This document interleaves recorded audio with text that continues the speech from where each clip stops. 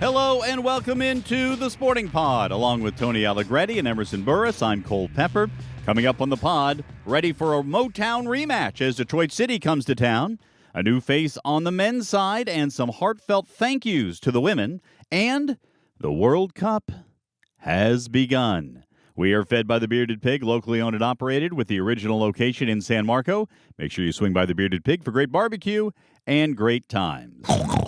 Okay, here we go. The men host Detroit City on Saturday. We are recording this on Friday morning in the Gemstone Media Studios because of a busy week that we have had thus far, including a Wednesday night game. These two teams played April 11th in Detroit with DCFC winning 1-0. Both teams are coming off midweek games. Sporting Jacks fell 2-1 at Monterey Bay. Both will be traveling to get back to Jacksonville. I believe they're all in Jacksonville as we speak now, or very close to it. I thought I smelt something. Yeah, longer flight for Detroit. That was a Detroit insult. Sorry. Yeah. Are you going to be throwing punches at Detroit? Is that the same thing? No. Hang on. I'm less feisty with Detroit. Is this a new segment where it's not Tony Breaks format, it's Tony Breaks Noses? Yeah, Or I'm such a the opposition? nonviolent person that this is really off of character for me. So Have you ever been in a I fight? apologize. Mom, I'm not answering any Okay. questions. I have not, except with my siblings, Aw. just for the record. And your That's mom. great. Yeah. Yeah, but not physical fist fight. Yeah. Okay. No, Bickering. Yes, Hi, Mom. I've witnessed some of that. By the way, Emerson and her mom are kind of like, it's kind of like a clone. Just a few years later. I've met Mom. Yeah. She's yeah. great. Love you, Yeah. Mom. Yeah. All right. You too. My mom's back. My mom's back in the States. Hey. World Cup, whatever. She's landed. All right. Now we can start. Yeah. And now we can get it Exactly. going. Yes. Great. Sporting Jacks right now have 5 players out on injury. Mo Traore, Thomas Roberts, Dita Armstrong, Adam Luckhurst, Zeke Soto. Ahmad Alcock is listed as questionable. During the week, Ryan Edwards was not in the squad because... He was getting married in Spain. Oh, well, Yeah, congratulations. congrats. Yeah. So my point in all this is... Priorities, huh? Yeah. Like, come on, man. Absolutely. is that reinforcements are coming, or enforcements, as it were, with some of Right, these yeah. players once some of them can get back in there. Different timetables for everybody, but if Ahmad can get back in there, Ryan's back this week, I think, right? He's Yeah. back. Yeah, I think he should be back for this All right, game. should be back in, and so How about the others? Like Dita, do we know? Hard to I don't say. know. yeah, I don't have timetables We'll on know- everybody. We'll know tomorrow. Yeah. Yeah. But again, there's that, and we'll talk in a moment about other reinforcements coming in. Cool. We will remind you that while season tickets are no longer on sale as of tomorrow, prorated season tickets, you can get the voucher pack, which allows busy families to schedule when they can come out to see Sporting Jacks, and a lot of that has to do with what's going on, with the summer. Listen, we all know it's tough to schedule everything, especially when you're not in the routine of the school year. But voucher packs, up to 6 in your family can use a voucher ticket at any match. You can buy them in groups of 10 or more. Yeah, I love the voucher pack, right? It's basically like, hey, we're going to go see some soccer this summer. And Whenever we feel like when it. we can do it. And Yeah. it might be, I might take 10 people to one match, or I might take another person to 5 matches. Right, exactly. Smart. Yeah, so it's a great way to do it. Call 904-863-KICK or visit sportingjacks.com today to get your voucher pack. All right, speaking of reinforcements, we saw one of them arrive on Wednesday. Straight in. Straight in, Raheem Summersall, the midfielder, the St. Kitts International. Okay. St. Kitts and Nevis. He has a background in college soccer with App State and Florida Gulf Coast. Most recently at FC Tulsa, also played with North Carolina FC. He is a USL Championship veteran, and I think that's going to be a big addition. And he went right in and started in the midfield, which was pretty impressive. It was. I think reinforcements for that central midfield role. If you watch us, I know we don't do much analytics or analyzing on here, but I feel like we've got some gaps. We come out of the back from the outside a lot, and we very rarely play up through the middle. I mean, we're not really box to box. Like we need a Sophie Jones. is what we need. And so I think he's a welcome addition. And I know that he for playing with us for the first time, I think he did great. I mean, it wasn't apparent that it was the first match. What was apparent to me is that he's a pretty physical player, and you need that in this league. Oh my gosh. Because this is a man's league. Indeed, it is. Did you get a chance to talk to him earlier this week? I have not. No, I have not either, so I don't know much about him. But I pulled up his LinkedIn, and outside of nice. soccer, he says, I love watching sports, listening to music, and keeping up to date with fashion trends. I love traveling and getting to explore different cultures and eating foods. He's going to be a man after our own heart. Yeah, seriously. Can't wait. We'll get him on the radio show and there dig we into go. some of those things Yep. for sure. Because some of those are some of my go-to questions. Travel and music and food. He also mentioned some of his skills. He likes coaching kids, and he says those skills have been effective listener, organization, and planning and project management. Lovely. Seems like a great guy all around. I have only met one other person from St. Kitts, and it was a brief encounter in an airport. And he was just a lovely guy. Okay, great. And so I'm very biased towards St. Kitts as a result. Excellent. Yeah. Well, welcome Well, to there's some Jacksonville. country. There's some. I think I mentioned one time, Colombia's like that. I've never met like every person I've ever met from Colombia has been so cool. Mm-hmm. So anyway, yeah. How about people let's you've just- met from Kansas City? Yeah. All right. Six, 7. No, I'm just joking. Like, most KC people are amazing. Thank you. Yeah, Most. most. Yeah. Yeah. All right. I don't want to go too far. Let's get into the some of the departures on the women's side as well, because that was news this week. Guys, Yeah, I shed some tears. Yeah. I'm It's sad. a big bus out. Yeah, of town. seriously. Yeah. Let me say, just from my now fairly lengthy experience in calling teams, the first time you call a particular team and you really start digging into it, that first squad is special in that way. I had that experience with the Jacksonville Suns, with the Jacksonville Tomcats, with Jacksonville University, Jacksonville Sharks. You have you just have an affinity because it's you never forget your first, as they It's a say. startup. Yeah. When it's the first team for the squad ever, it adds even more to it. And so I'm going to just run through here the players who have been thanked and are departing. Christina Roque, who was brought in on loan from Racing Louisville, never really saw the field, but I think really contributed some good veteran steadiness to the squad in terms of the culture. It speaks to our depth too. That she's probably one of our most decorated players. Didn't even make it. Yeah. Puerto Rico International. Katie Sullivan, who made her professional debut. She was the second all-time leading goal scorer and assister at Johns Hopkins, and in her rookie year. The other thing about Katie, two things. One, she's got family in Fernandina, and so it was cool to have that sort of local connection. And she also shadowed a broadcast. She was interested in learning more about what we did on the broadcast. So I think it might have been for one of the men's games, or maybe a game if she wasn't in the squad. I think it was a men's game. Yeah, Yep. she sat up in the broadcast booth and watched what we did. And afterwards, I said, "Well, what do you think?" And she said, "I think I'd be better at color than play by play." I said, "Well, yeah, that's your expertise." Yeah. So hopefully, I would love to see that she could continue her soccer career, and after it's over, perhaps get into some broadcasting. So that's a big one. Casey Smekrud joined the club mid-season, started quite a few games on the wing, including a game in which she went back to her home state of Kentucky, scored a goal against Lexington SC in a 3-0 defeat of then top, and I guess now top, Lexington SC. Casey, great positive energy player, and just had always had a smile on her face, and so sorry to see her go. Yeah, I'm just agreeing with you. It's just sad to see all of them go, but continue through the long list. Jesse Hunt, who I will say, certainly made a lot of contributions, couple of assists. She would often come in at the end of the game or toward the end of the game to spell Ashlyn Puerta, maybe to provide a little more defending as well.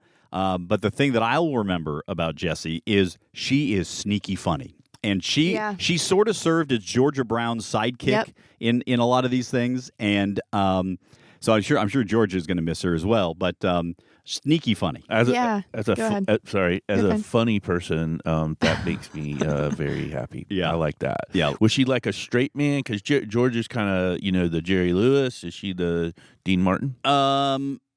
You could kind of use. I would think more of an Andy Richter to a Conan O'Brien, Okay. maybe, Right. which probably dates both of us. That we just use those two analogies. Well, my mom's probably the only one that got the Dean Dean Martin Not one. ringing Yeah. a bell. That's all right. Isn't that guy a singer?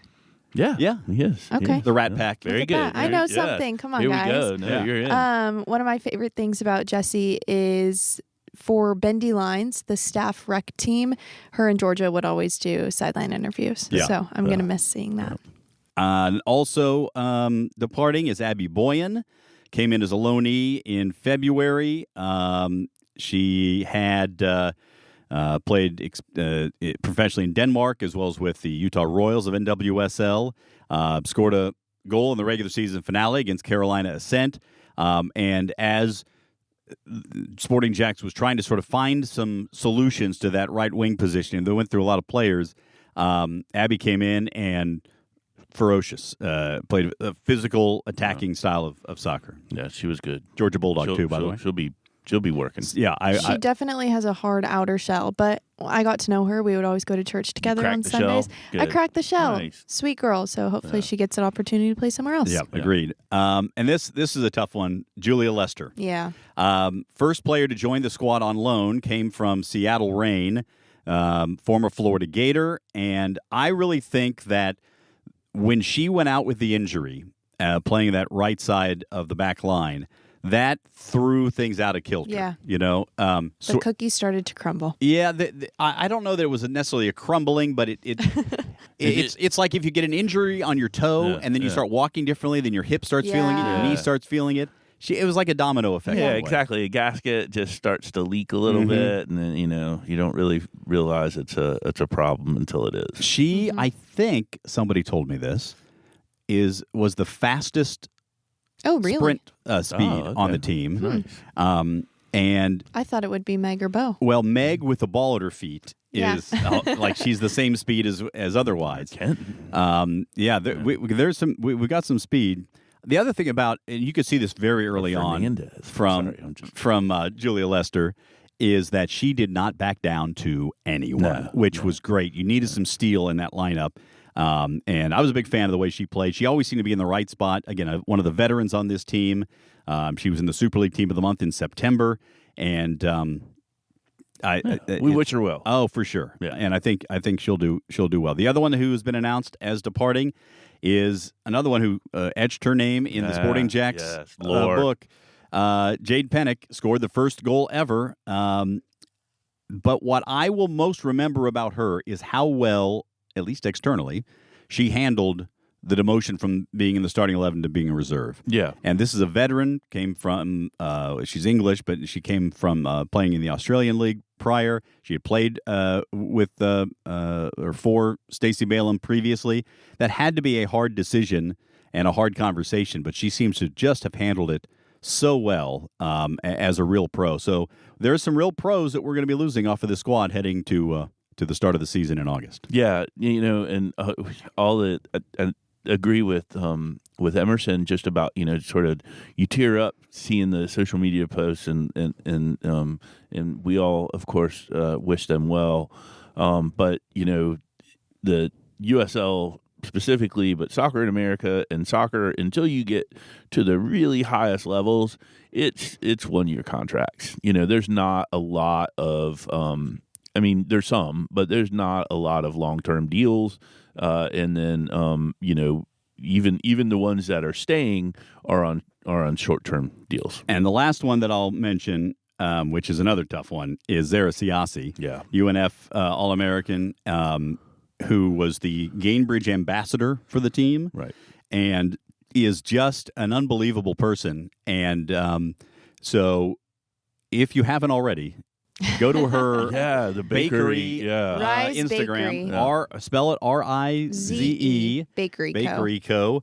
And order some baked goods. She's a tremendous baker, but even a better person. And she was absolutely always a help with the foundation. Everything. So every time, less so in the season because obviously she's got a job, right? But before the season started and when she was at UNF, in the UNF women's team's always been such a strong part of our foundation clinics.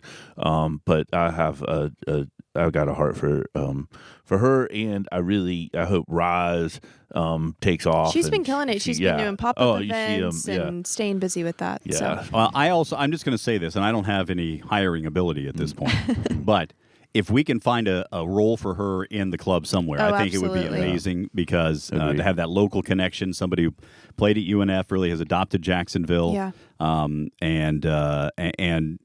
Stacey Balaam could not say enough good things about the character that Zara showed. Worked hard, showed up every day, did everything asked of her in training, even though she didn't get time on the field during games. She was a contributor to the team. Yeah, exactly. You can be integral without being on. You can just be part of the knitting and the great. We talk about the chemistry all the time. Yep. She was part of it, and no doubt about it. All right. I think, did I get everybody? I think so. Yeah. All right. Yep. Emerson was looking at the Instagram. I was looking at the website here. So I think we've got them all tagged in there for what's happened in terms of those departures. We'll have some signings, I would suspect, before training camp begins on July 1st. So later this month, stay tuned. We'll see what the second installment of Sporting Jacks will look like. Some really fun, in addition to when we know about these incomings, we got some fun stuff happening with the women's team after they report. All right. Well, do you want to tease any of those things? No. Okay. Well, I will just say the preseason friendlies are unique and going to be memorable. Going to be a lot of fun. Yes, that I know what you're talking about there. Yeah. Okay. More on Sporting Jacks when you check out the Sporting Jacks report every weekend on the stations of First Coast News, 12:30 on Saturday on NBC 12 this week. And every Tuesday night at 6, it's the Sporting Jacks Coaches Show presented by Honda of the Avenues. We have the men's head coach, Liam Fox, and a player. Also, during the World Cup, we're doing extended conversations with Steve Fell, the Sporting Jacks head of performance, who is working with the U.S. men's national team.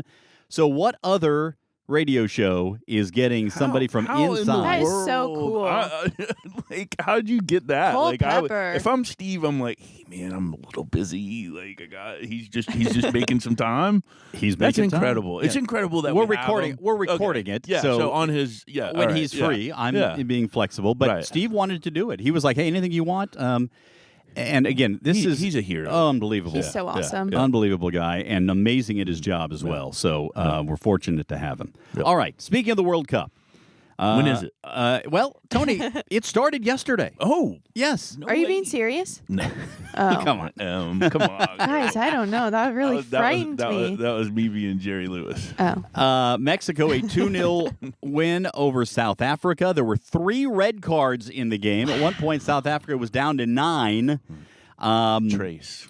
Yeah, sorry. It was Dos Acera in the final. But so, by the way, a little trivia for everybody here. Let's see if you can guess. Okay. How many red cards were there in each of the last 2 World Cups in total? Ooh. Okay. By the way, I'll give the hint is a mild hint. Same number for both of each of the last 2 World Cups. I'm total guess. I'm going to say 7. Okay. Emerson? I was going to go a lot higher than that. Yeah, you could. I was going to say 16. The answer is 4. Wow. Yes. So there were 3 red cards in the opening match. Clean. There's never been an opening match in a World Cup with 3. Usually they get the red cards a little bit later as teams get desperate. But wow. Yeah. So nice trivia. Cool. It's a little something I picked up along the way there. World Cup is great kind of for the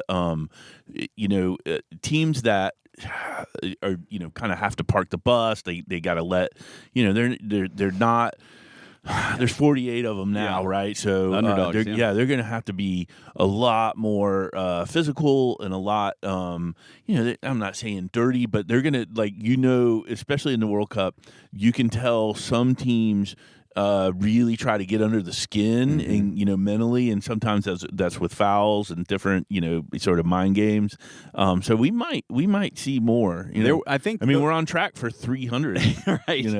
After one day. So the one prior to the last two, so 3 World Cups ago, I think had something like in the 20s. So there have been more, but the last two have been fairly limited in terms of the red cards. The other match, South Korea topping Czechia 2-1, or the Czech Republic, however you'd like to say it.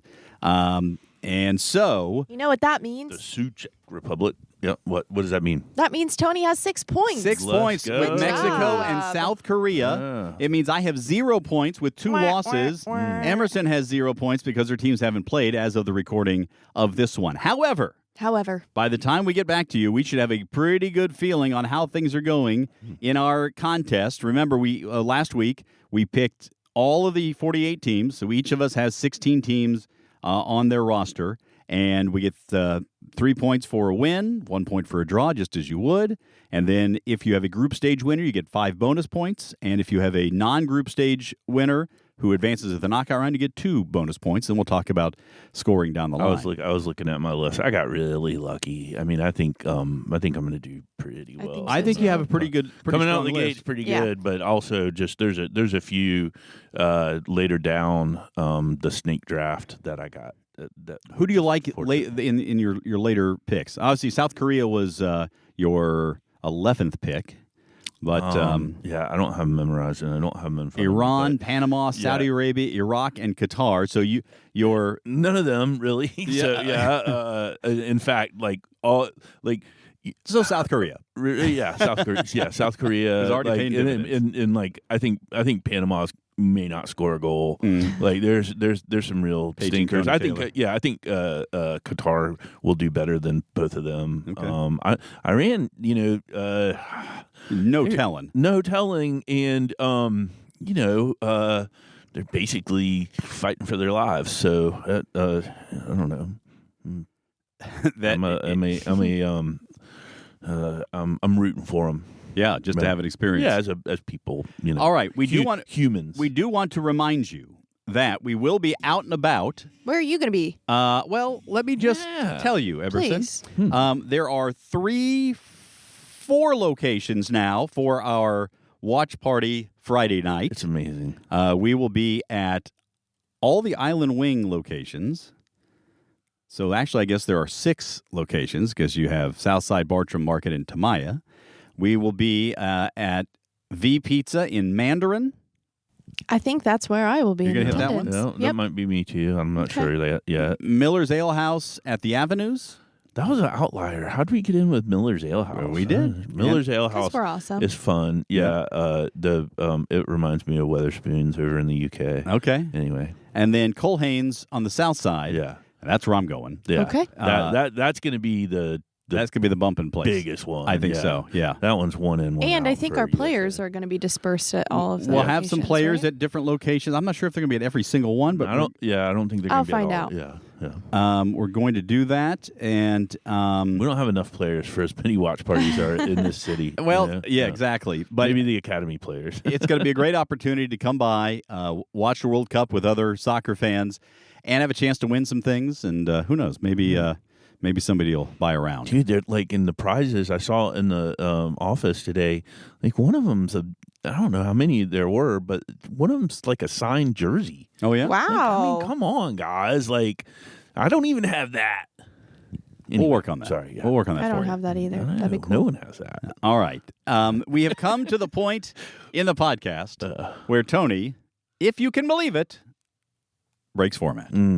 Yeah. So I'm unprepared, but I have started a little TikTok series. I'm back on TikTok by popular demand. I've seen this. Yes. My dad and I send it to each other. And it's funny. So, I obviously everything I do on TikTok really just kind of takes off, gets viral. And man, I knew that I would get attacked for some reason, for some watch party that I wasn't propping up, and I've done a second one now, and I totally forgot again to shout out Champions Mexican Sports Bar. and my friend Omar. And so if you are following any of the Hispanic,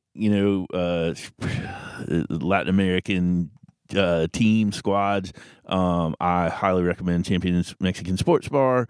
This is me making up for not mentioning them. They're amazing. It's think about the two greatest concepts, sports bar and Mexican food, and they have amazing guacamole, but the good food all the way around. And I think you'll be able, I'm sure sounds up, and they'll have it in Spanish, which is always fun. Yeah, it's bueno. All right. Yeah. Excellent. Yeah. I got something. All right, go. All right. Have you guys heard of Crumble Cookie? Yes. Okay. So they reached out to me to go review a certain cookie, which I'm going to do. Yeah. But I also just want to talk about the fact that they have some soccer-themed cookies for the start of the World Cup. Nice. One being a soccer field Dubai-style cheesecake and a blue raspberry sports drink cookie. So I'm going to be reviewing all of them. I will say that Tune into my TikTok. It took a little while for it to start popping, but in the last week, the amount of marketing that businesses are doing with some kind of World Cup flavor is fabulous everywhere. Yeah. I was at a truck stop yesterday because I was traveling a little bit, and the truck stop had World Cup gear. Oh, wow. Yeah, and I was very tempted. Like, they had a bucket hat that was kind of cool, but I didn't. I ordered a shirt last night from Aeropostale. Oh. I just did recorded our segment with Corey Herzog for the Sporting Jacks Report. He's wearing a signed Maurice Edu USA shirt that he played with Edu in Tampa Bay. I'm wearing a Sporting Jacks polo, but under it I have my Dempsey t-shirt. Nice. Yeah, I'm wearing you've got it. Ralph You're Lauren kicking. polo. It's really for the Olympics. Yeah, but it counts. And a USA sweater. Team America. Yeah. And I was looking for my American flag socks, but only could find one of them today. Yeah. So one of the things that I did mention on my very viral TikTok was that if you're at a spot and it's not completely full, let people know, because there's going to be people that are looking, do it. They're going to be turned away at some places. Not turned away, but, it's going to be too packed. They can't find the seat. So we need to help one another find these great World Cup things. And the best part of the World Cup too is it's on landline television. So the landline, the bars don't, the bars and restaurants don't have to have some subscription, and so that makes it really accessible. So all right, we're just at the start of things in the World Cup. We'll talk more next week for sure. We hope to see you out at Saturday's matchup between Sporting Jacks and Detroit City. For Tony Allegretti and Emerson Burris. I got one more thing. Sorry. Yes, I know he loves this. We should really do for this both of you. For both of you who are still with us, Tony has more. Mom and Emerson's mom. So the Creatorverse is something that's happening this weekend, Saturday and Sunday. We are at the tailgate. We're the happy hour for them. Shout out the Creator. They have a big conference that they're doing at the Schultz Center, and I just want to say congratulations to my friend Ryan, who does that, and we'll see you at the thinking Thank you. Sandwiches? I didn't get them last time because so it's going to be. I'm actually thinking wings. I might do wings. Will you let me know? Yeah, I will. Cool. Yep. Thanks. Cool. Awesome. And that's it. Great. And I'm done. Done. All right. Thanks. For Tony Allegretti and Emerson Burris, I'm Cole Pepper. Thanks so much for listening to The Sporting Pod.